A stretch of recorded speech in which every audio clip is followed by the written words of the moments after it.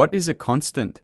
When it is desired to keep the value of a variable constant throughout the program, the term const is utilized. For example, the value of the mathematical constant pi, frequently used in math class, remains constant. The value of the pi is unchangeable. Scientifically, this precise value should not be altered during the program's execution. If this value is to be utilized within a program, it can be defined with the const type. For instance, we can make a declaration like const double pi equals 3.14. Here, the variable is of type double, and the const keyword preceding it ensures that this variable is constant. This implies that the value of the pi variable cannot be modified in other portions of the program.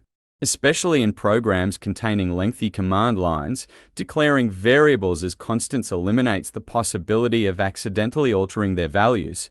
We'll demonstrate the practical usage of constants in the Arduino IDE. We write the expression const double pi equals 3.14. This means we are introducing a constant variable. This variable is of type double, named pi, and its value is 3.14. The value of this variable cannot be changed within the program. Let's move to the setup section and write pi equals 3.15. We will face an error when compiling the program since we attempted to alter the value of a constant variable. Assignment of read-only variable pi. That means pi is defined as read-only, and you cannot change the value of this variable within the program.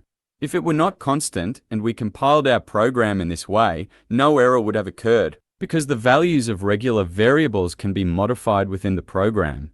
Look, program has been successfully compiled. Even if we upload the program to Arduino, we won't encounter any errors. We can print the expression 3.15 to the screen. Let's start by initializing serial communication. We write serial.begin 9600 to initiate serial communication.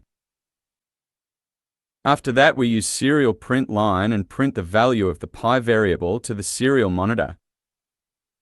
Since the Arduino is connected to our computer, we can upload our program to it. The program is uploading. Once the serial port screen is opened, we can observe the value of the variable pi displayed as 3.15.